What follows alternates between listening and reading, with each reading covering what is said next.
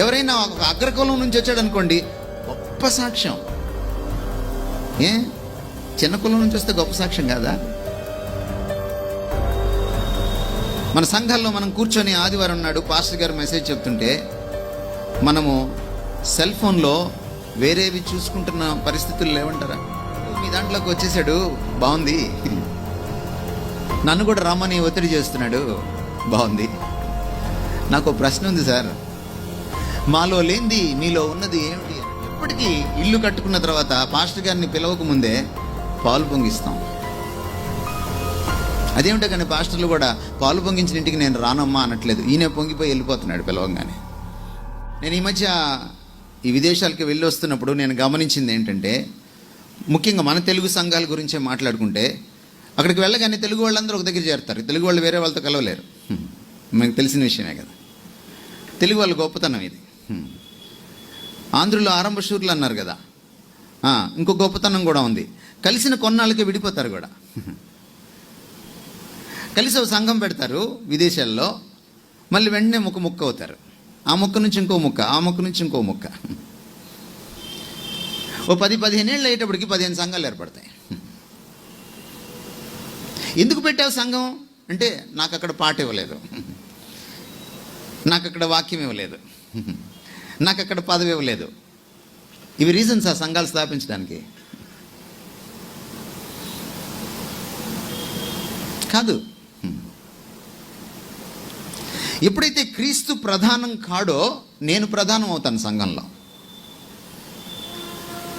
అప్పుడు సమైక్యత దొరకదు, ఉండదు, సమైక్యత ఉండదు. ఎప్పుడైతే నేను నా పక్క బెంచిలో ఉన్నటువంటి తోటి సోదరుణ్ణి సోదరీమణిని సమానంగా చూడలేనో, నన్ను నేను చూసుకున్నట్టుగా చూడలేనో, సిలువ కళ్ళద్దాల్లోంచి చూడలేనో, సమతాభావం లేని చోట సమైక్యతా భావం కూడా ఉండదు. ఈ రోజున కులం కార్డుతో చూస్తున్నాం పక్కన వాళ్ళని, సీనియారిటీ కార్డుతో చూస్తున్నాం పక్కన వాళ్ళని, రకరకాల కార్డులు ప్లే చేస్తున్నాం ఈ రోజున మనం. గలతీ పత్రిక 3:28 ఎలా రాయబడింది, ఇప్పుడు క్రీస్తు యేసునందు అందరూ ఏకముగా ఉన్నారు, దాసుడని లేదు, స్వతంత్రుడని లేదు, యూదుడని లేదు, గ్రీసు దేశస్థుడని లేదు, స్త్రీ అని లేదు, పురుషుడని లేదు, సీనియర్లని లేదు, జూనియర్లని లేదు, రెండ్లని లేదు, మూళ్ళని కూడా లేదు, బ్రాహ్మలని లేదు, దళితులని లేదు, బ్యాప్టిస్టులని లేదు, బ్రదరన్లని లేదు, అందరూ ఏకంగా ఉన్నారు. ఎక్కడి నుంచి వచ్చింది? అందరూ పాపం చేసిన వాళ్ళే. పాపం అందరినీ సమానం చేసేసింది. దళితుడు ఎంత పాపో బ్రాహ్మడు అంతే పాపి. మనకు జబ్బు ఉంది, ఎవరైనా ఒక అగ్రకులం నుంచి వచ్చాడు అనుకోండి, గొప్ప సాక్ష్యం. చిన్న కులం నుంచి వస్తే గొప్ప సాక్ష్యం కాదా? వీడిది ఇంకా గొప్ప సాక్ష్యం. కానీ గుర్తించమే, అగ్రకులం నుంచి రానివ్వండి, గొప్ప సాక్ష్యం. అయ్యా, ఎవరిది గొప్ప సాక్ష్యాలు ఏముండవు, అందరికీ ఒక సాక్ష్యాలే. ఒక పాపి మారుమనసు పొందడమే గొప్ప.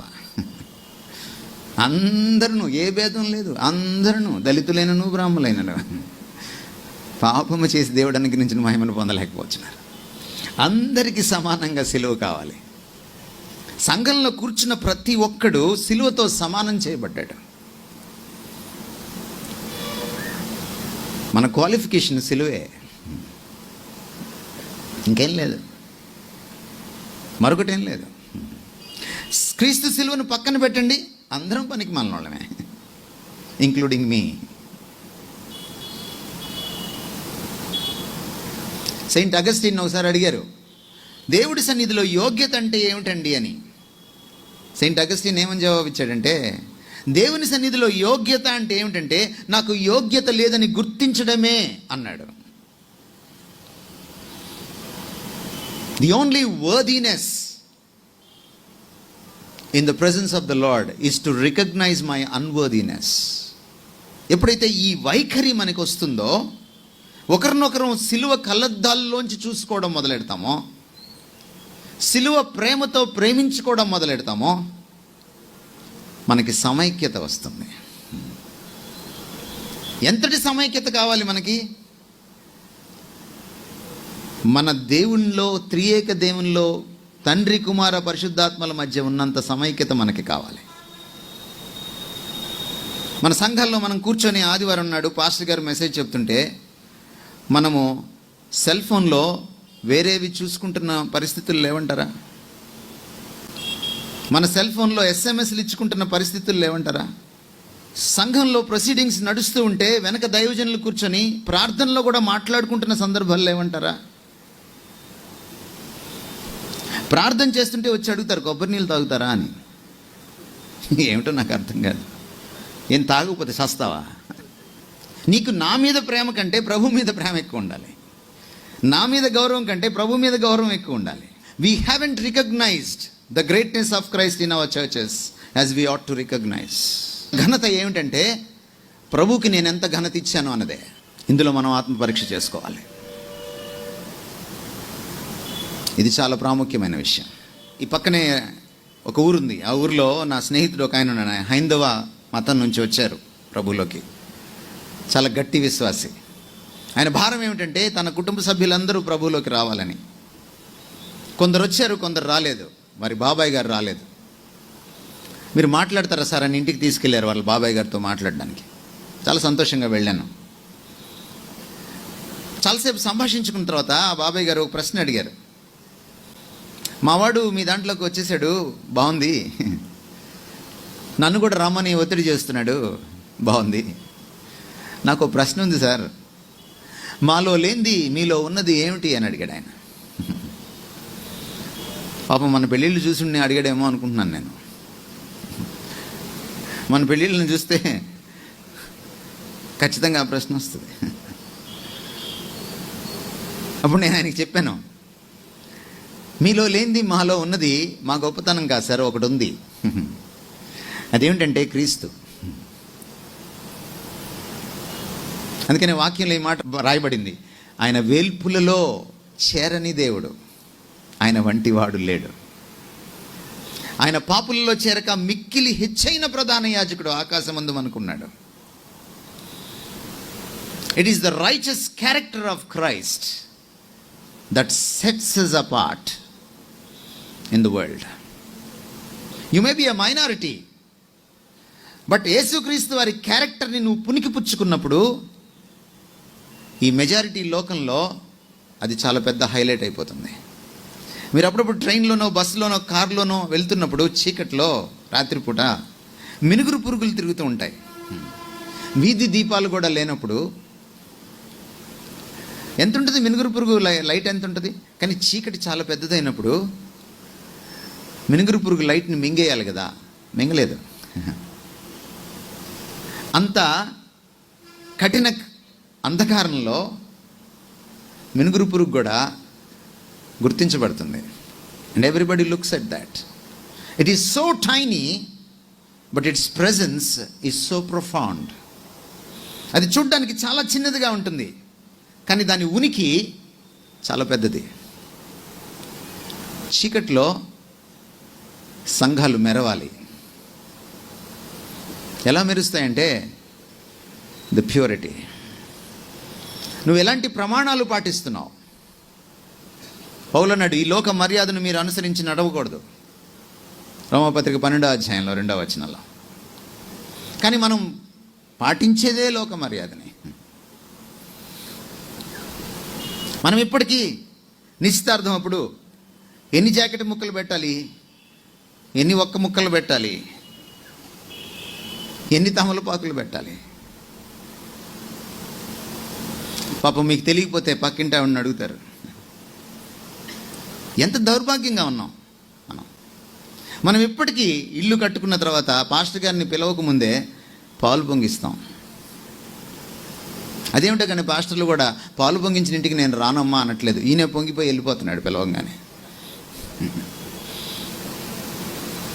మీరు ఖండించకపోతే ఎవరు ఖండిస్తారు సార్? మీరు కానుకల కోసం బతకూడదు, మీరు క్రీస్తు కోసం బతకాలి. అందుకే మిమ్మల్ని పాస్టర్ గారు అన్నాం. ఏది మన ప్రత్యేకత? ఇప్పటికీ నిద్రలు చేసే క్రైస్తవులు ఉన్నారు. ఇప్పటికీ సమాధుల తోటలకి వెళ్ళి సపరీలు చేసే క్రైస్తవులు ఉన్నారు. ఇప్పటికీ ఎవరైనా పోతే వాళ్ళ ఇంటికి వెళ్ళి దీపం చూసే క్రైస్తవులు ఉన్నారు.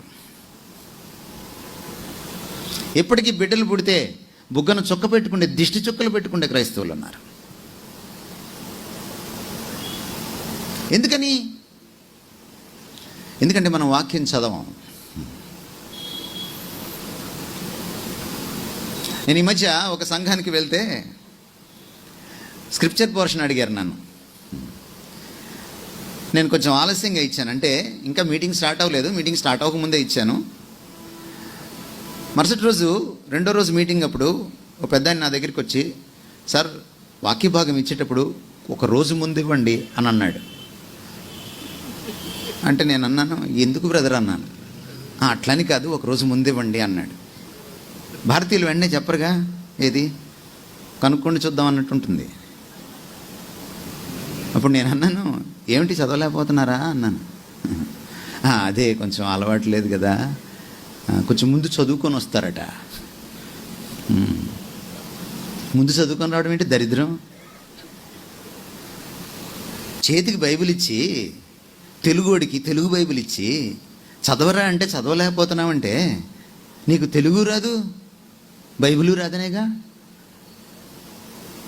ఎంత దౌర్భాగ్యం ఇది! అది మన స్థాయి. సెయింట్ జెరోమీ ఒకసారి ఒక మాట అన్నాడు, the ignorance of scriptures is the ignorance of Christ. వాక్యం తెలియకపోతే క్రీస్తు తెలియడు. క్రీస్తు పేరు ఒకటి తెలుసు, స్పెల్లింగ్ ఒకటే తెలుసు, బట్ ఆయన తెలీదు. ప్రభు అన్నాడు ఒకసారి పరిసయ్యులతో, శాస్త్రులతో, పెద్దలతో, మత గురువులతో, మీరు వెళ్ళి లేఖనాలని పరిశోధించండి, నేను కనపడతాను. లేఖనాలు నా గురించి సాక్ష్యం ఇస్తున్నాయి. లేఖనాలు చదివిన వాడికి ప్రభువు ఎంత పవిత్రమైన వాడో తెలుస్తుంది. మనం పవిత్రంగా బ్రతకడానికి ఒకే ఒక inspiration, that is the character of Christ. యేసుక్రీస్తు వారి వ్యక్తిత్వం.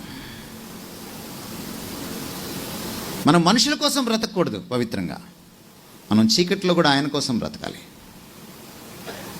He's our inspiration. నేను పరిశుద్ధుడై ఉన్నాను గనుక మీరు పరిశుద్ధులై ఉండండి. He's the reason for our holiness, for our purity. ఎలా వస్తుంది ఈ ప్యూరిటీ సంఘంలోకి? ప్రభు ప్రార్థిస్తున్నాడు, అదే యోహాను సువార్త 17వ అధ్యాయంలో. తండ్రి, నా ప్రార్థన ఏంటంటే సంఘం గురించి, నీ వాక్యంతో వీళ్ళని కడుగు, నీ సత్యముతో ప్రతిష్ఠించు. నీ వాక్యమే సత్యము. ప్రతిష్ఠించడం అంటే కడగడం, శుభ్రం చేయడం, ప్రత్యేకపరచుకోవడం. సంఘాన్ని లోకం ఎప్పుడు గుర్తిస్తుంది? దాని క్యారెక్టర్ని బట్టి గుర్తిస్తుంది. లోకానికి తెలియంది ఏమిటి? పవిత్రత. లోకానికి పరిచయం చేయగలిగింది ఏంటి? సంఘం, పవిత్రత. ప్రభువు ప్రత్యేకత ఏంటి? పవిత్రత. ఎలా వస్తుంది అది? వాక్యం మనల్ని కడగాలి. మిమ్మల్ని ఒక చిన్న ప్రశ్న అడుగుతాను. 4 వారాల క్రితం పాస్టర్ గారు చెప్పినటువంటి వాక్యం మీకు గుర్తుందా? వరప్రసాదం. మర్చిపోయారు. మరి ఎలా కడుగుతుంది వాక్యం? వాక్యం కడగాలంటే దాన్ని గుండెల్లో దాచుకోవాలి. వాక్యం కడగాలంటే దాన్ని ధ్యానించాలి. యెహోవా ధర్మశాస్త్రమందు ఆనందించుచు దాన్ని దివారాత్రం ధ్యానించేవాడు ధన్యుడు. వినేవాడు కాదు ధన్యుడు, చెప్పేవాడు కాదు ధన్యుడు, ప్రకటించేవాడు కాదు ధన్యుడు, దాన్ని ధ్యానించేవాడు ధన్యుడు. ఎంతమంది వాక్యాన్ని ఆనందిస్తారు? చర్చిలో వాక్యం 10 నిమిషాలు లేట్ అయితే వాచ్లు చూసుకుంటాం మనం కదా. కానీ చర్చ అయిపోగానే వెళ్ళిపోతామా? వెళ్ళాం. ఇక్కడే తిరుగుతుంటాం.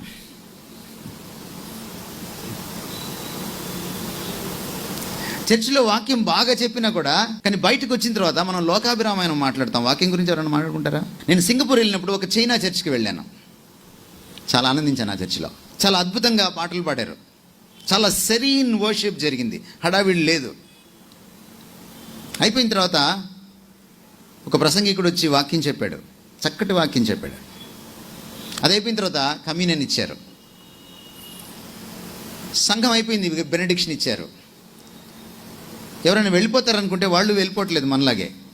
ఏమిటని చూశాను, పక్కన ఒక హాల్లో గ్యాదర్ అయ్యారు. మధ్యలో ఒక పెద్ద టేబుల్ ఉంది, అక్కడ అందరికీ లంచ్ బాక్సులు ఉన్నాయి.